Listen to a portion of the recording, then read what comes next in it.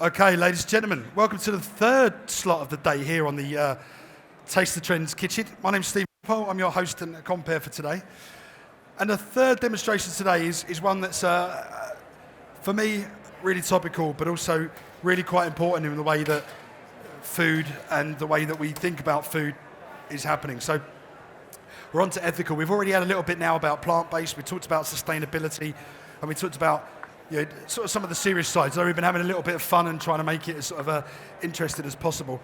So for this, I brought 2 or 3 different companies along that I want to talk to you about, because it isn't just the fact that these products are great and they've been hand-selected by us and the team. It's the fact that what goes behind it and actually what they're trying to do for the greater good is a really good thing. So hopefully, have we got the roaming mic? Have we got the roaming mic? I'll tell you what, I'll take this one at the front for now, and when we find it, you can bring it to me, yeah? So I'm going to introduce you first to a few people. I just want to introduce you to Rick. What are you doing with the headset on? Dan needs the headset. Oh, does he? Yeah. There you go. Sorry. We haven't got a third one, have we? No? Cut the budget again, have we? Cut the budget. So Rick is a chef, works in a number of different places, just got a new job with Tottenham, which has killed me because I'm an Arsenal fan, but we'll deal with that. But I will introduce you to Dan, who is another chef. So I'm going to start off then. I'm going to pass you over to Martin, who's got a wonderful product that, actually I'll get the other one as well. I'm going to talk to you about the Zambian honey. So for me, there are a lot of honey products here, and there's some really good ones. And we've seen Honey Lovers, and we've seen a few others. But this honey, and the one behind you, sir, is fabulous. So for the first time ever, not only have we got honey that's usually flavoured and seasoned differently, if you like, and flavours, we've also got 2 different seasons.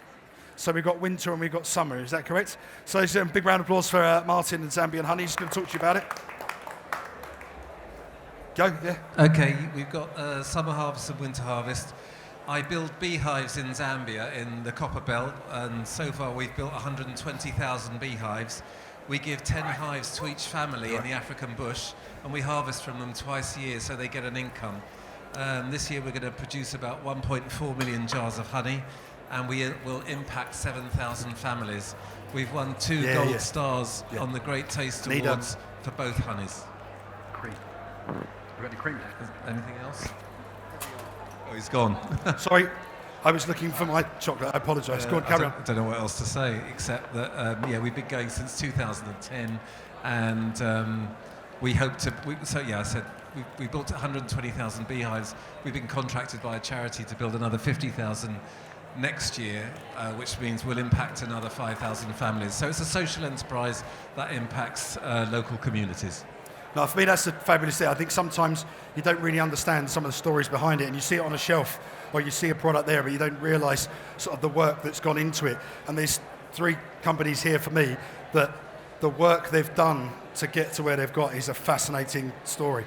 So I'm going to pass you over now, thank you, Martin, to Joe with Fire Tree, because, again, from a sustainable point of view and what they've actually done with the different chocolates and different regions stuff, do you want to just talk a little bit about Fire Tree? So, hello everyone. I'm Jo from Fire Tree. We are a really small business based in Peterborough, and we produce chocolate. That's some of our chocolate, actually. That's a lovely big bag of chocolate. That smells amazing. That's used by caterers, pâtissiers, for making all sorts of wonderful desserts. We source our chocolate directly from really small islands, remote places, all across the world. So Solomon Islands, Philippines, Papua New Guinea, quite a dangerous place, Madagascar, all of these lovely volcanic islands, which is really important for our brand, because the taste notes that come from these amazing nutrient-rich, deep, porous soils. But we source direct from farmers, and when I say direct from farmers, we know our farmers by name. We've visited their farms. When you're buying chocolate and someone tells you that you're eating a bean-to-bar chocolate, what you need to know is, does the chocolate maker actually buy that cocoa from that farmer and pay them directly, which we do. So true bean-to-bar is knowing which farm your cocoa comes from, how the farmer is growing that cocoa, and whether or not they have an ethical way of producing their cocoa, so no labour, slave labour, no child labour on the farms. You also need to know whereabouts on the farm the cocoa comes from as well, because it's really important to know the soil and the terroir of where that cocoa comes from. And then we actually bring our cocoa back to the UK. We have a small factory in Peterborough. We take that cocoa that we know that the farmer has grown in the right way and fermented the right way and dried in the right way. We bring it back to our factory and we take our cocoa beans, we whole bean roast, we then make our chocolate. So everything from the start of where the cocoa is grown all the way through to when the bar of chocolate is produced. A good bean-to-bar chocolate maker should know every single stage of that has been followed and in an ethical way, a sustainable way. So that if someone tells you they're a bean-to-bar chocolate maker, you need to check whether they actually are doing that or if they're buying their chocolate from a big company who doesn't really know what's going on the farms. So that's really important for Foie Tree. And most importantly, the factory smells amazing, and you need to know that the chocolate is absolutely delicious. So please come and see us downstairs because we're tasting chocolate all day long, so you can really see the difference a good bean-to-bar and a good cocoa chocolate really makes. Just go straight ahead. Steve. Yep, sorry, having a little discussion. Thank you very much. No, and I got given some of this chocolate to try, and it was nice because when you go on the website, I think I spoke about this, it's not only the story behind all the different areas, it's also the fact that you've got so many different flavours and how they work and the tasting notes and the rest of it. For me, it was just really, really good. So I'm going to bring them on then to the third product. So which one of you two is going to tell? So I'll introduce Dan Moon, who's the chef, and obviously the ambassador, and then Leif, I'll introduce about Foie Royale and what we're doing. Thanks, Steve. Thanks, Joe. That chocolate does smell amazing, so I'm going to try some of that. I'm Leif from Foie Royale. The product that we have here is an ethical alternative to foie gras. I haven't eaten foie gras since 1987. I tried it last year. This product, someone gave it to me. I didn't know what it was. And she said, try it. I said, what is it? She said, I'm not going to tell you, just taste it. So I tasted it, and I jumped back 38 years till I last tasted foie gras. And I said, is that foie gras? She said, no, but it tastes like it, doesn't it? And that's how I got involved with this company. The story of the product started in 2012, and it took 7 years to develop a process where we take a natural liver of a duck or a goose, which is about that big, instead of a foie lobe, which is about that big, and we bring the liver and the fat together after the bird's life. So the liver is enriched after the bird has lived its life, and we rear the birds free range outdoor for their meat. So it's an ethical and a sustainable product. We use the byproducts, the liver and the fat, to make the foie, which you can all come down to the stand and have a taste. Dan's doing some arancini, salt-baked arancini down there, and some duck spring rolls, confit duck with duck Foie Royale in it. The product is sold directly to trade, to customers, to consumers. It's sold in up to 200 Waitrose stores and in Fortnum and Mason, and directly from ourselves. We don't mind where you buy it from. That's pretty much the story to the product. Yeah, so we here on the stand and on the stage, I'll leave that there with you guys actually because it's going to be good. So what we were tasked with and what we were trying to do is you've got the themes from each of these demonstrations. So whether it's going to be plant-based, whether it's going to be Eats Meets West, or in this case it's the ethical one. So we were challenged with, right, how do I bring some of these products together to make it really give you an idea of how to utilise stuff. So for instance, the honey. So I spoke to Dan. Dan is the ambassador and genius in regards of recipes and what he does. So we've come up with a couple of little things. So we're going to do, here we go, a lovely little chocolate and Foie Royale tart, I believe, Dan, aren't we? Yes. You want a tray? Got a tray? Yep. Because again, what you found is that because of the bitterness of the chocolate and the flavour, especially from this one with the caramel notes and the rest of it, and it's already quite rich, instead of adding cream and butter to make a sort of ganache, we're going to blend in the Foie Royale. Because what it would do is it will give a savoury element. So I quite like to play around with stuff. So sweet, sour, salt, bitters. I really like to play around with it. So for us, it was a real challenge because it's like, I'm expecting you to understand that we just did a salt and pepper peanut butter and we made it into a sweet mousse for a chocolate. Again, it was very good, isn't it? Yeah. Oh, is that the apple compote? Yeah. So then the other dish we're going to do is we've got a lovely little pig lady apple with some lovely ginger, and then we're just going to use a little bit of the honey. Have you put some honey in there? Yeah? Yep, perfect. Just to cook down the apples to give that sweet and sour tartness to it. Have you added some of the soja? So if you are a Korean fan, then do go across to see my friends in the Korean stand, because this stuff here, it's like a apple wine, but it's really it's 12%, very strong. But what it's going to do is it's going to bring a sharpness to that honey, and it's going to make that honey really come out within that. But because we want the honey to sing, not literally, because that would be genius, we are going to just cut the foie gras, we're going to sear it, or Dan's going to explain it, and then we're just going to finish it with the honey, because again, the richness of the foie along with the honey and the ginger and the apple will complement each other really well. And then you've got then the chocolate tart. So it's just trying to be a little bit creative. So if you're really not sure what to do, but you're looking at sort of how to be more ethical and how to use chocolate better, because in this current age and day, cost is of quite a premium. I mean, for us, you know, Dan will tell you as well, you know, these products, you know, they aren't cheap and they have to be done in the right way. But if you are going to have a product that has a story behind it, then use a number of products with all that same story. You know, make that dish worthwhile, because that's going to be your selling point. You know, that's going to be what's going to make the difference. There's no point having, you know, just this and using a normal honey, really, or you could do, but for me, it makes a much better story. So hopefully that's the idea. So what have you done then? You just cooked down, you've got some apples, honey, and the liquid. Just going to literally cook it down so it goes like a compote. Dan, what do you need him to do? What do you want to do? Do you want to talk about anything? I'm literally, in a second, going to pan fry the Foie Royale. I'm just waiting for this pan to get hot. How long does these take? Colour of that is beautiful, isn't it? Get too excited over melted And chocolate. then we're going to finish it with the honey. Have you got the honey, young man? Super. So the key with pan frying the Foie Royale is making sure that you've got a very, very hot pan.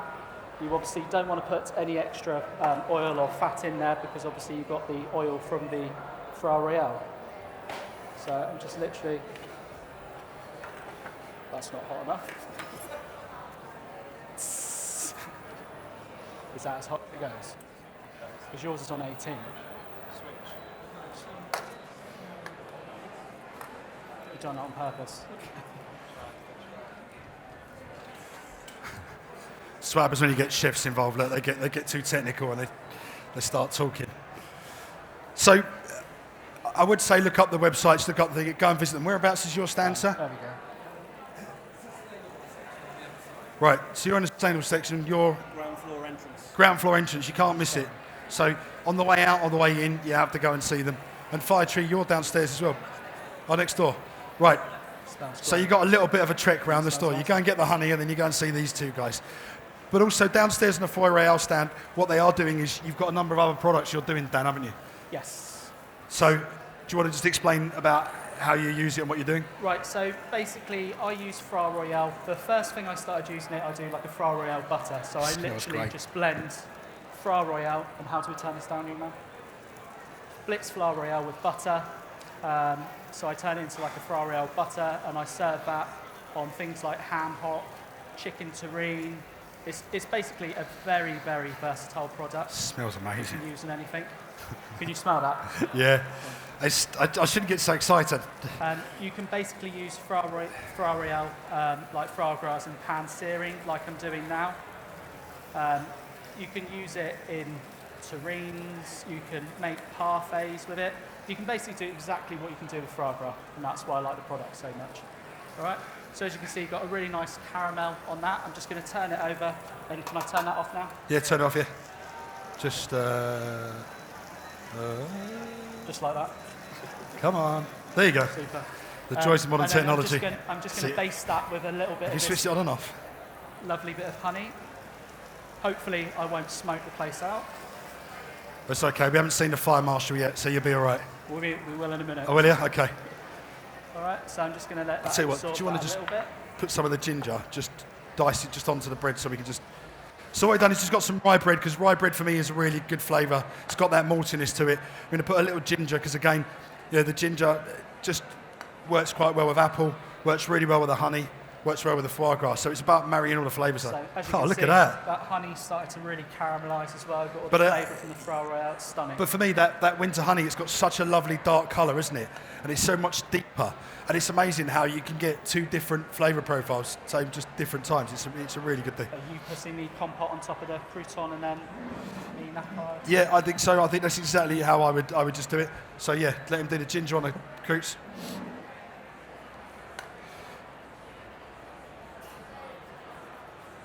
How's your tarts doing?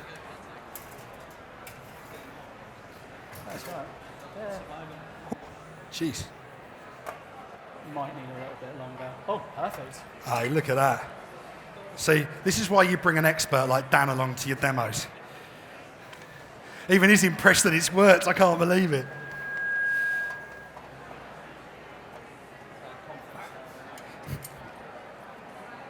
Oh la la.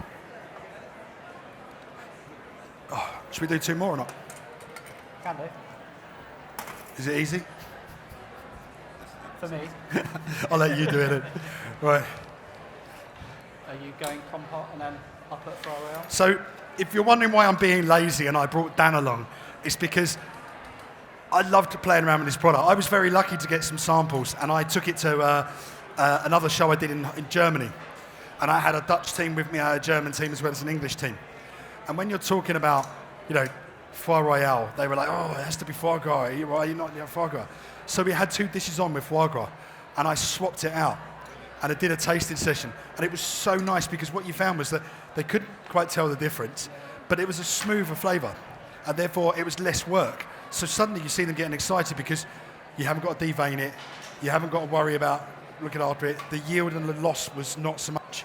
And it's lovely. It comes in sausages. And so it isn't just that it's an ethical product. It isn't just that it's a good product, but it's the fact that it's been thought about from start to finish and how to use it. Go on, if you want to talk. Chefs love it. At Premier League Football Club, I won't say who they are. They cook 8,500 meals in hospitality on a Champions League night, and the top-end restaurants use it, and the chefs love it. It's really quick and easy to use without the prep, like Steve said, and there's no waste. And when you're cooking 1,000 portions, you need to make sure there's as little waste as possible. Yeah, and I think for chefs it's really important. But also, having worked for a number of top clients and brands, the ethical side of stuff, and you can sometimes get some really nasty feedback from people if they think that your food isn't coming from the right farms or it hasn't got the right story behind it. And I do think we need more on menus to really showcase that. And I said, there's absolutely no point me putting Foie Tree chocolate, Zambian honey, or foie on a menu if the customers don't understand that you're not doing it just because of the menu, you're doing it because it has a purpose. But the great thing about it for me is that the flavours are just immense. Like I said, no disrespect to any of the other honey people out here today, but that's a completely different product. And what I like about it is there's no bells and whistles. It is what it is. You've got to try it, yeah. There's some spoons. Where's my spoons gone? Oh, thank you. Look, I like this. I feel like it's a generation game. And my lovely little assistants all coming past with spoons and things.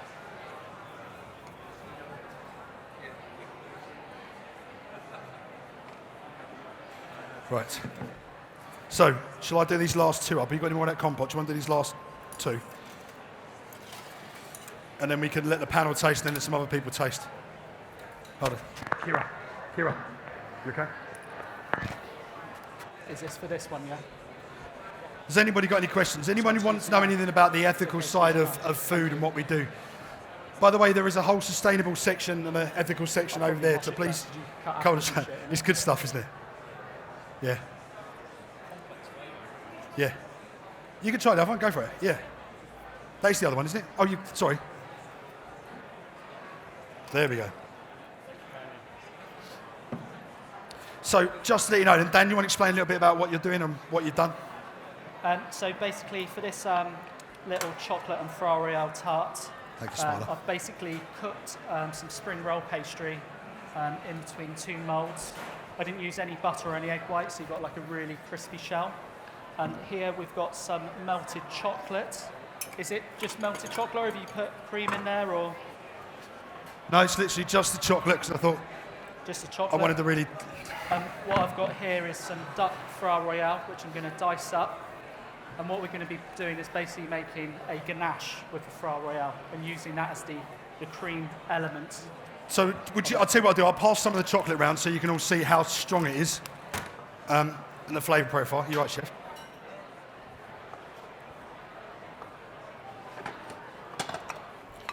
Because I want you to understand that this is how do I say it? I think I mentioned it earlier. It's a very adult flavoured chocolate, if you get my meaning. So it isn't sweet, you've got some real different flavour notes. So you've got a bit of caramel in there, a bit of citrus. I can't remember the taste notes exactly, but it's not as sweet. I was going to say sugary. Yeah, can't believe it. Are you going to blend? Oh, you want me to blend? Yeah, I do, yeah. This is going to go everywhere.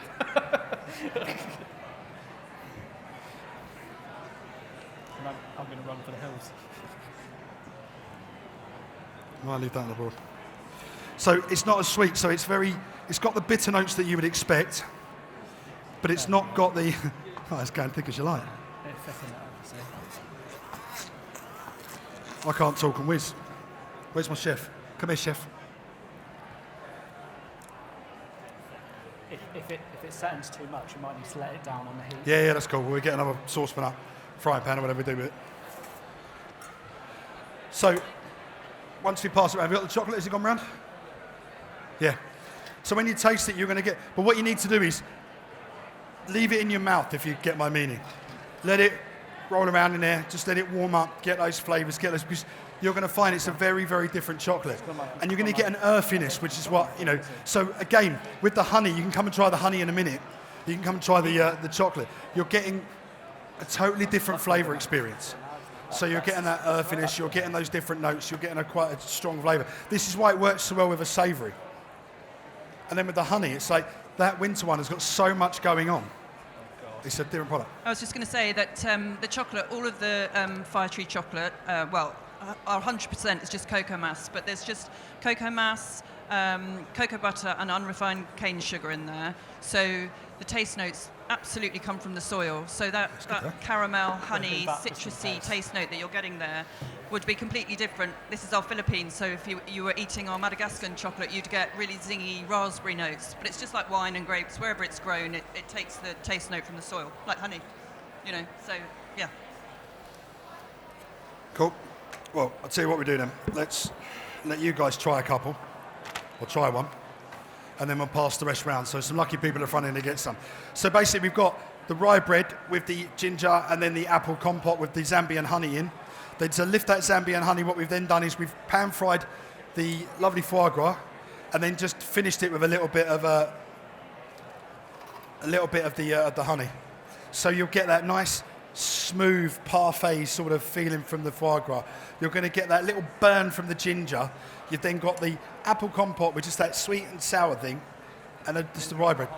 Yeah, it really goes well. But it lifts it. So the foie is actually giving you a real creamy sort of flavour. Yeah.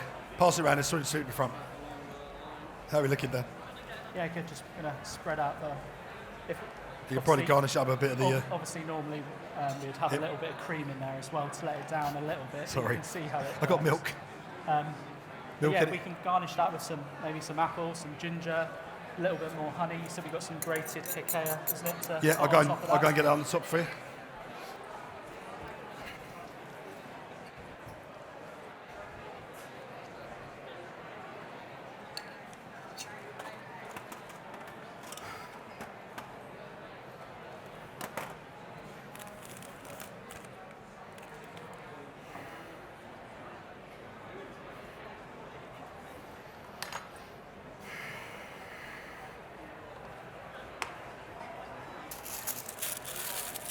You got the grater? Grater. I've got one here. The front, is it? Right. Yep. Is that the one you... So basically, just to go over the top, rather than using a normal cocoa powder, I've got a lovely cacao. Again, sustainably, ethically sourced. It's a lovely company called Cacao Calling. Unfortunately, she's not here today. But what that will do is give you a different bitterness. Cacao is very different. It's the actual thing from inside that you probably know cocoa nibs, which is the husk on the outside. This is actually the cacao. It comes in a block like this. It's very bitter. It's very different. Oh, look at that. Should we put some apple on there too? Yeah, go on.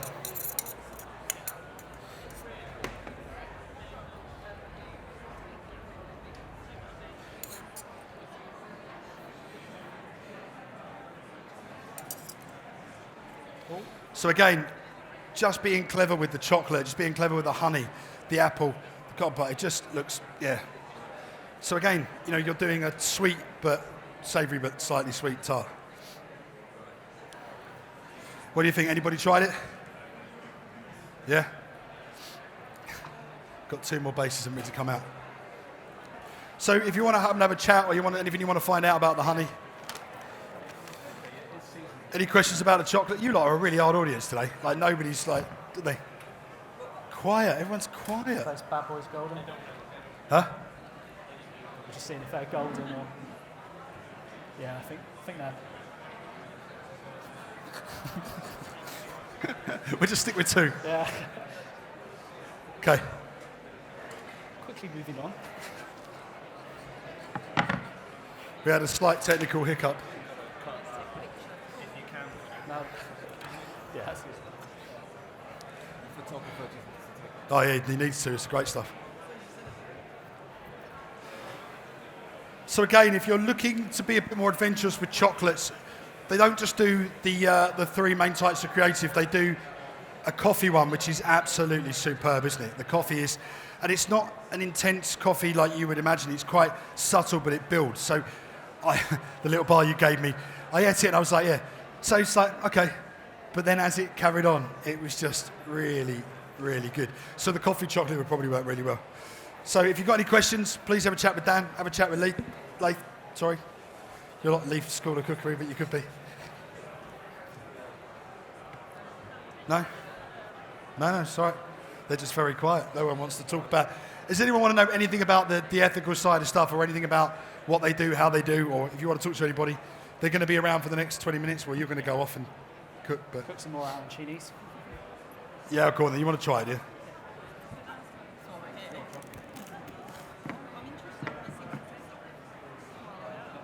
You'll love those tarts. Best way to make it. Go. I'm going to see if you fall off the chair. If you fall. So far, we've done 2 different things with your chocolate that's made you go like, that's hilarious.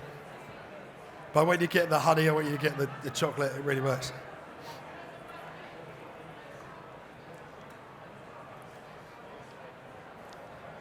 Leaf don't like it.